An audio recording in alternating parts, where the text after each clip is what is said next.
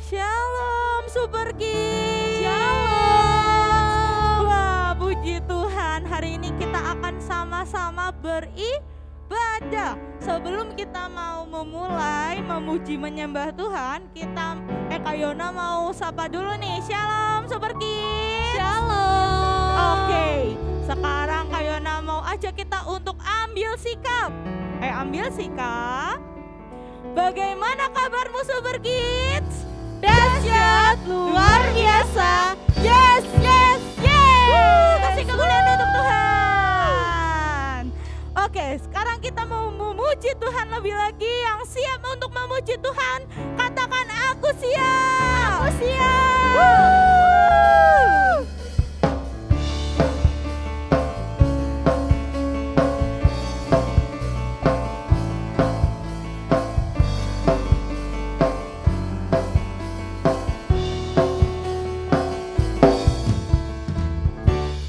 Begitu besar kasih yang tercurah bagi dunia, karyamu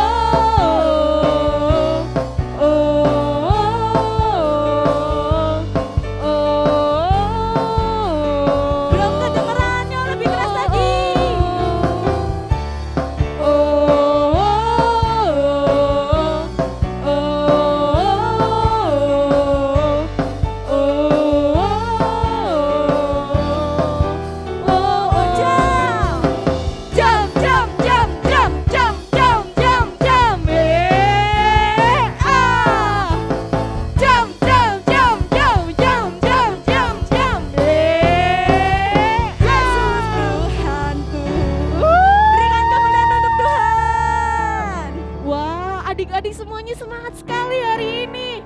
Semuanya masih semangat kan? Amin. Oke, yang masih semangat kakak ajak semuanya buat jam 1 kali. Jam. Kakak ajak lagi buat jam 2 kali. Jam.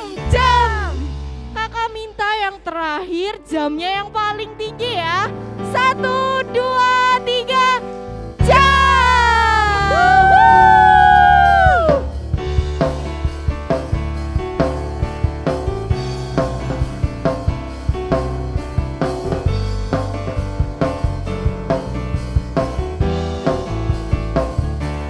Kita mau menari, bersukacitalah, melompat, memuji Sang Raja. Ku senang karena Yesus baik. Kasihnya kekal di hidupku. Hilangkanlah keluh kesahmu, puji namanya. Hilangkanlah isak tangismu, sukacita.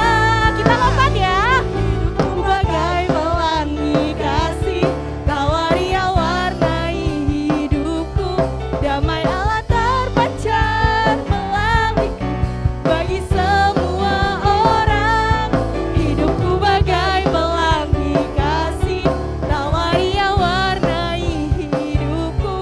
Damai Allah terpancar melaliku bagi semua orang.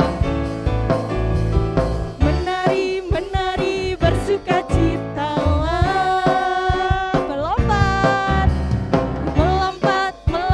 memuji Sang Raja. Ku senang karena Yesus baik. Kasihnya kekal di hidupku. Hilangkanlah keluh kesahmu, puji namanya.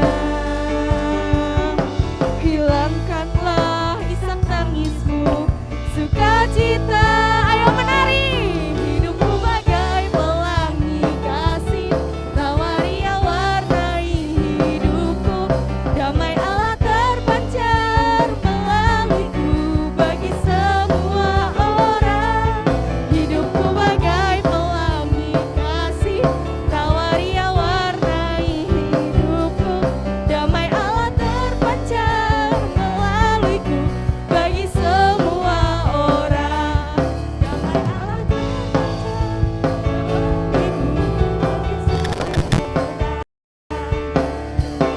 terpancar melaluiku bagi semua orang.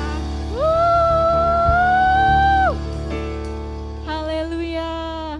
Wah, gimana adik-adik tadi memuji Tuhan? Semuanya semangat kan? Amin. Semangat dong. Sekarang kakak tanya, di sini siapa yang rindu buat dengerin firman Tuhan?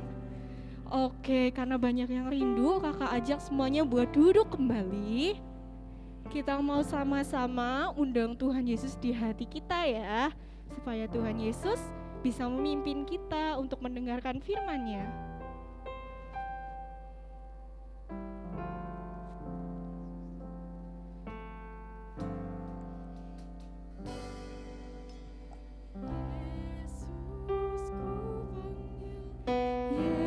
Yesus ku undang masuk dalam hatiku. Yesus ku panggil, Yesus ku undang masuk dalam hatiku. Memimpin, menuntun setiap langkah hidupku. Sucikan, kuduskan semua dosaku. Kita ulangi lagi dari awal ya. Yesus ku panggil, Yesus ku undang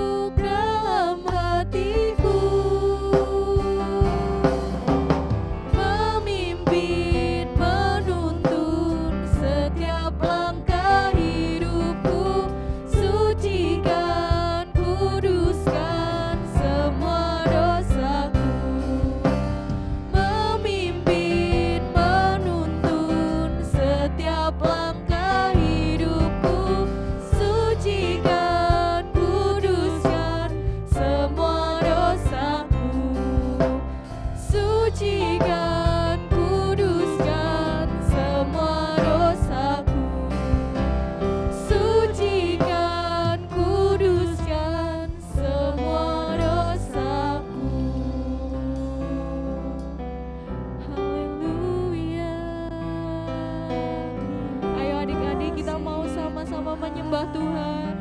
Cukup katakan haleluya dan terima kasih sama Tuhan buat berkatnya selama seminggu ini sudah memberkati adik-adik. Terima kasih Tuhan, kami sembah Engkau. Terima kasih Tuhan, haleluya, haleluya. Kami menyembah Engkau, kami memuji Engkau, haleluya, haleluya. Terima kasih Tuhan,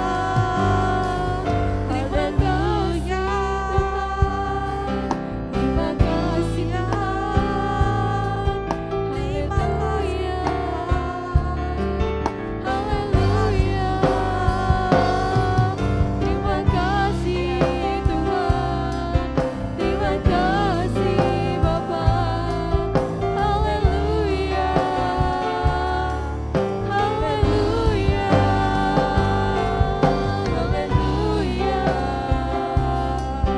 Kami sembah, terima kasih Bapa, terima kasih Bapa, haleluya, haleluya.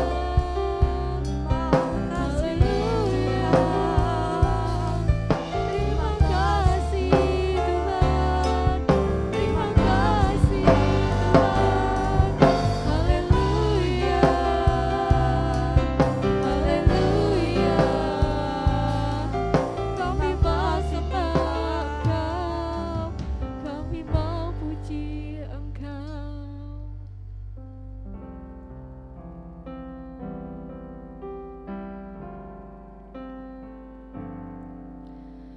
Memimpin, menuntun setiap langkah hidupku. Sucikan, kuduskan semua dosaku. Memimpin, menuntun setiap langkah hidupku.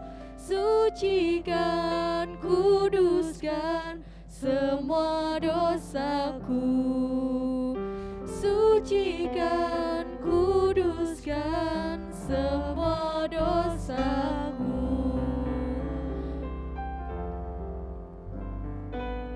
Waktu dan tempat saya serahkan kepada kakak yang bertugas. Shalom Super Kid. Puji Tuhan, pada hari ini kita boleh bertemu kembali dalam ibadah online. Ya, pastinya adik-adik sudah siap untuk mendengarkan firman Tuhan ya.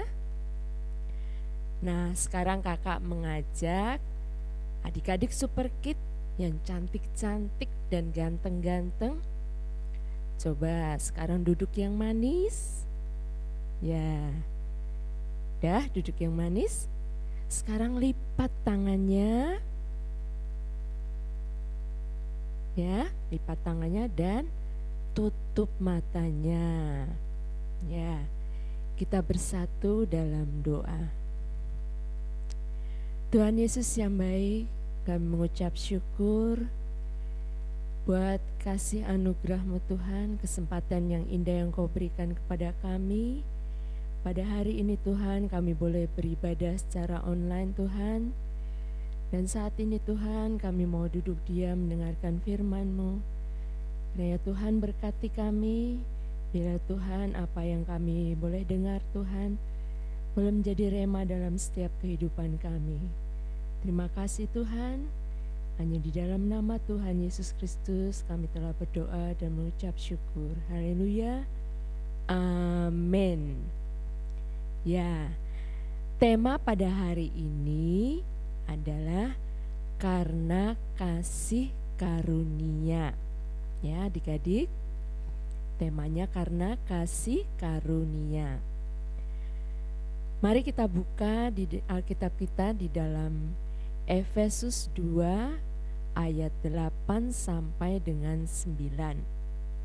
Ya, kita baca sama-sama. Efesus 2 ayat 8 sampai dengan 9. Demikian firman Tuhan.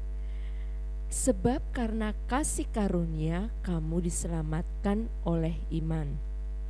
Itu bukan hasil pekerjaanmu, jangan ada orang yang memegahkan diri. Ya, tentunya adik-adik masih ingat ya, apa itu kasih karunia? Ada yang masih ingat? 2 minggu yang lalu Kak Kosi pernah menyampaikan apa itu kasih karunia. Ada yang masih ingat? Ya, kasih karunia adalah pemberian Allah secara cuma-cuma kepada orang yang tidak layak menerimanya, ya. Jadi kasih karunia itu sesuatu yang kita perlukan, tapi kita tidak layak menerimanya, ya. Dan di sini kakak mau bercerita satu ilustrasi tentang kasih karunia, ya. Pada satu ketika ada seorang kakek, ya, dia sangat mencintai kebunnya, ya, dimana dia di kebunnya itu dia menanam berbagai macam bunga, ya.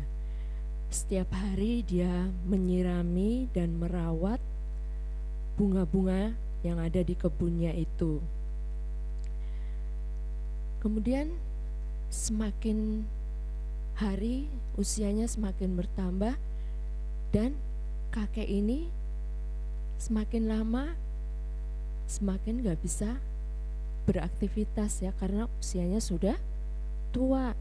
Dia susah bergerak dan akhirnya dia juga agak susah untuk merawat tanaman di kebunnya, ya.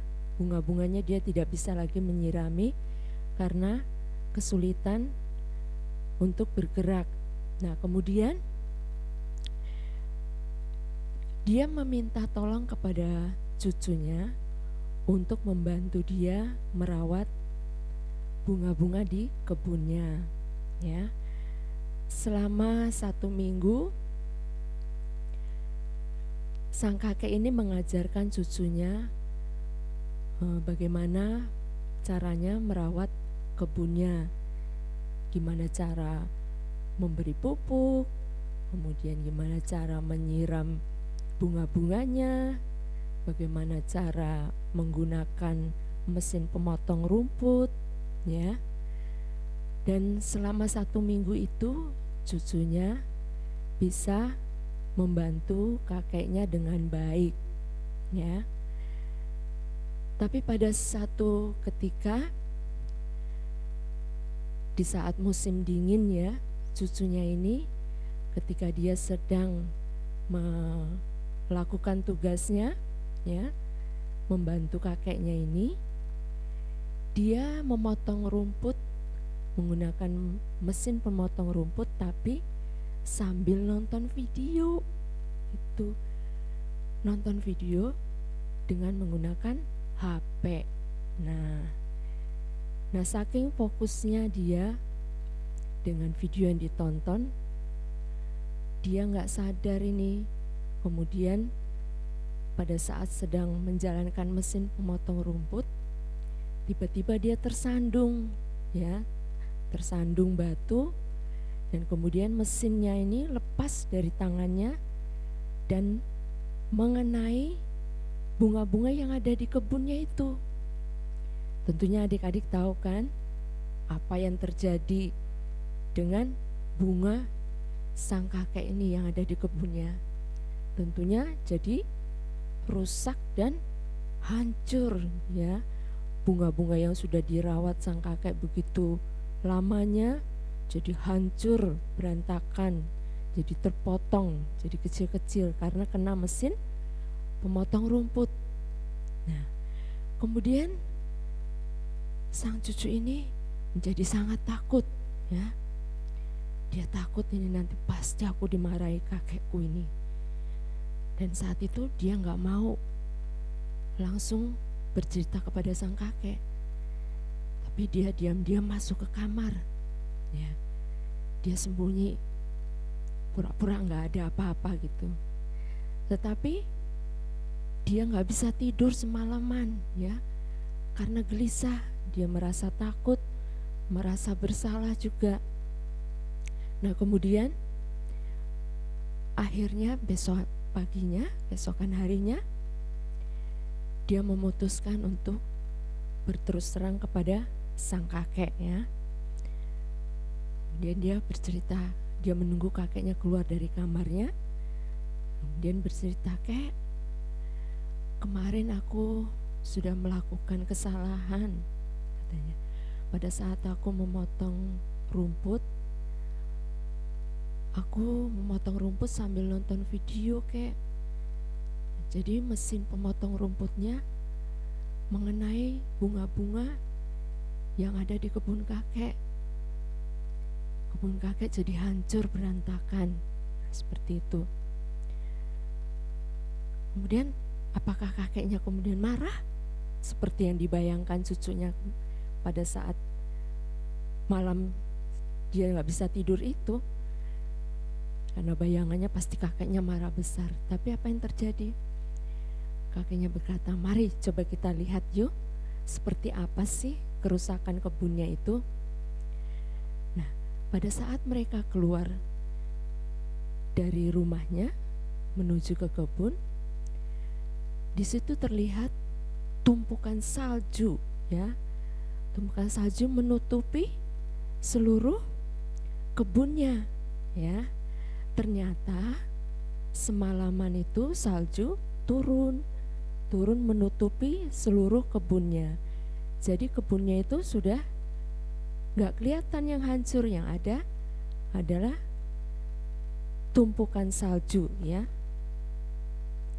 Dan kakek berkata, "Kamu bercanda ya? Ini cuma ada salju gitu." Kemudian, "Benar loh, Kek, kemarin itu kebun kakek hancur semuanya," ya. Kakek bisa melihat nanti kalau saljunya sudah mencair, pasti kakek akan melihat kebun kakek, bunga-bunga kakek semua rusak, gitu. Kemudian kakek itu menaruh tangannya di pundak cucunya.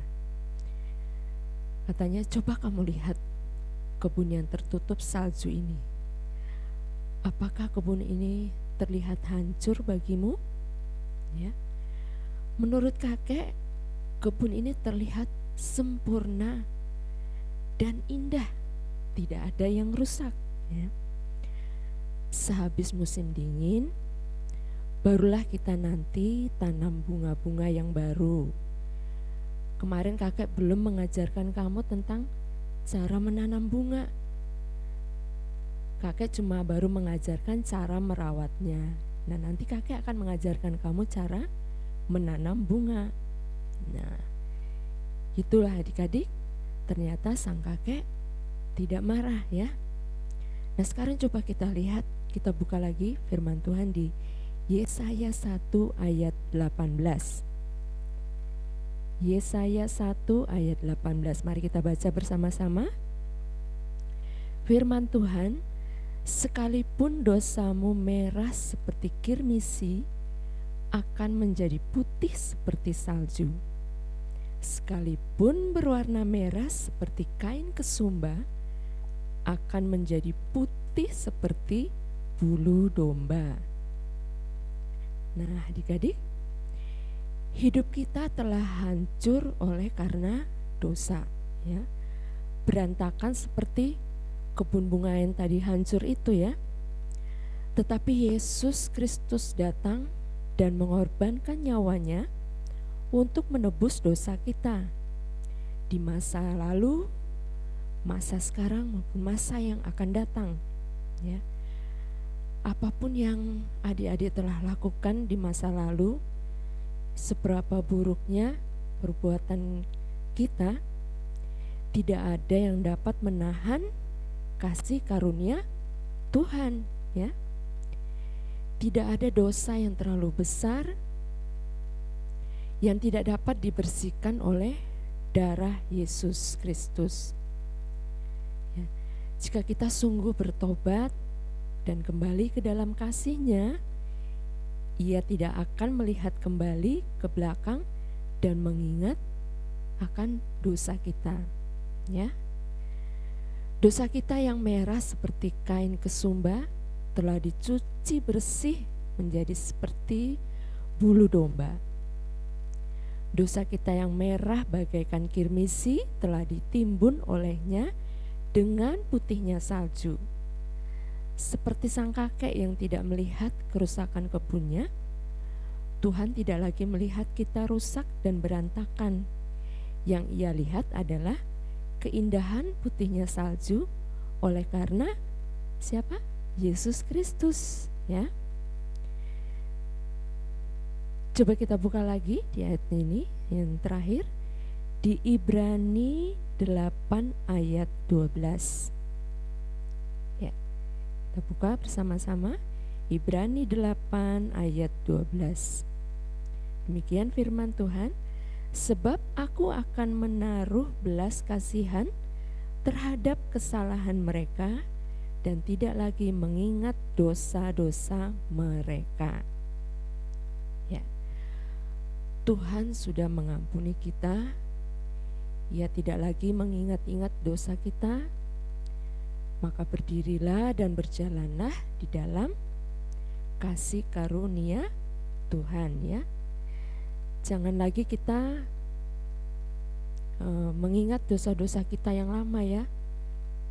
Kita letakkan, kita serahkan, kita pandang Tuhan Yesus, ya. Dan kita menikmati kasih Tuhan dalam hidup kita, ya. Dan seperti Tuhan yang telah mengampuni dan tidak mengingat-ingat dosa kita, kita juga jangan menghakimi orang lain, ya.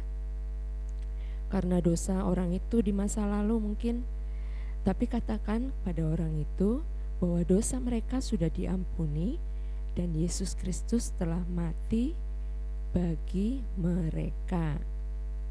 Ya. Ada firman Tuhan Efesus 1 ayat 7, sebab di dalam Dia dan oleh darah-Nya kita beroleh penebusan, yaitu pengampunan dosa menurut kekayaan kasih karunia-Nya. Ya. Demikian firman Tuhan pada pagi hari ini. Oleh karena itu kita harus senantiasa mengucap syukur atas kasih karunia yang Tuhan berikan kepada kita, ya adik-adik. Ya, mari kita sama-sama mengakhiri ibadah pada pagi hari ini. Kembali kita bersatu di dalam doa. Kembali kami mengucap syukur Tuhan. Terima kasih Bapa buat firman-Mu yang begitu indah yang boleh kami tahan.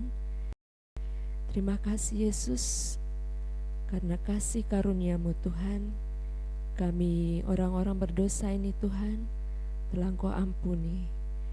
Dengan penebusan-Mu Tuhan, dengan pengorbanan-Mu di kayu salib Tuhan, Kau telah menebus dosa-dosa kami. Kau telah menyelamatkan hidup kami Tuhan. Terima kasih Bapa, terima kasih Yesus. Kami ingin hidup lebih lagi dekat kepadamu Tuhan. Kami ingin menjadi anak-anak Tuhan yang baik. Kami ingin menjadi anak-anak terang-Mu Tuhan. Engkau berkati Tuhan anak-anak Super Kids yang ada di rumah Tuhan, dalam pendidikan mereka Tuhan.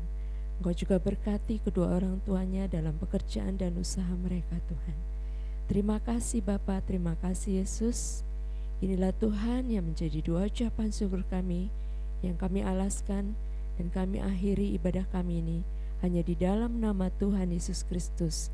Kami telah berdoa dan mengucap syukur. Haleluya. Amin. Selamat hari Minggu, Tuhan Yesus memberkati.